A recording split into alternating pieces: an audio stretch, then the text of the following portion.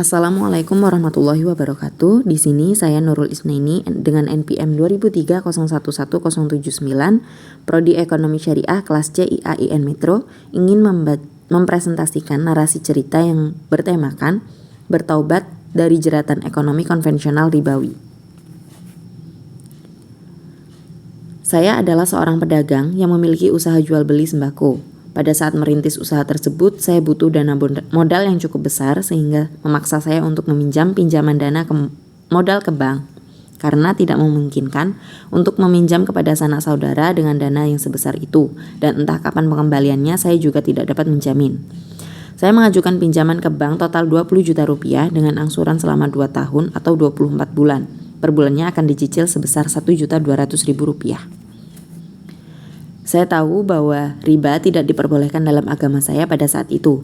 Namun saya sangat butuh dan dalam pikiran saya hanya meminjam dana bank yang dapat membantu saya. Dalam pikiran saya harus membuka usaha toko yang selama ini saya impikan. Tidak peduli bagaimana resiko yang akan saya terima kelak di masa depan. Awal-awal tahun pertama toko saya lumayan ramai. Terus ramai sehingga saya dapat melunasi pinjaman yang saya pinjam ke bank pada saat itu. Dana pinjaman yang berhasil saya lunasi dengan menyicil setiap bulannya yakni sebesar Rp28.800.000.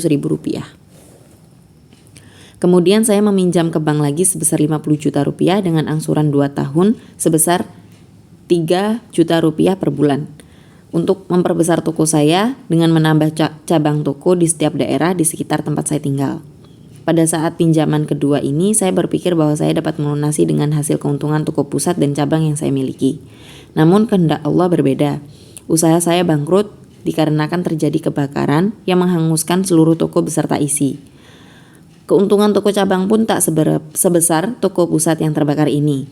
Untuk menutup hutang cicilan 12 bulan yang belum terlunasi, maka saya menjual toko cabang saya ini agar tidak menyulitkan saya karena cicilan per bulan dengan nominal yang cukup besar bagi saya.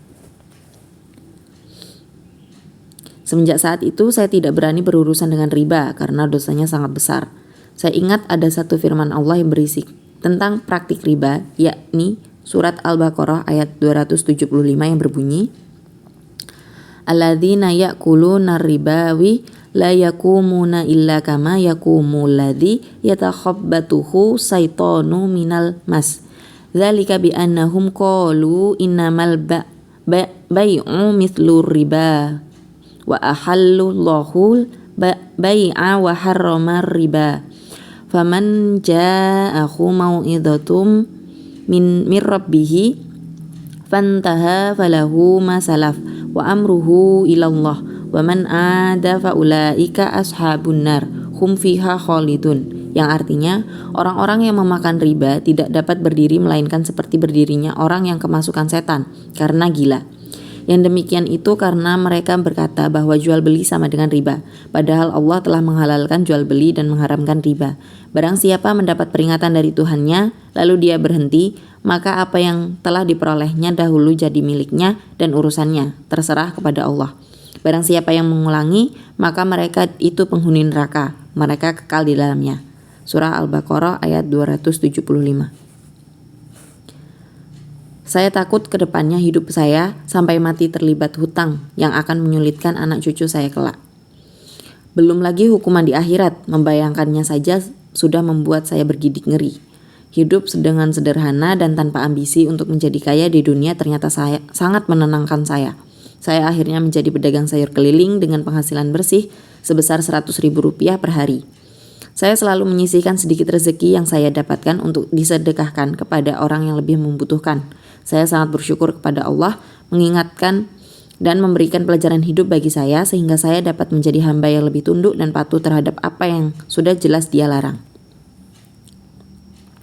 Demikian narasi cerita ini. Apabila ada kesalahan saya mohon maaf. Saya akhiri. Wassalamualaikum warahmatullahi wabarakatuh.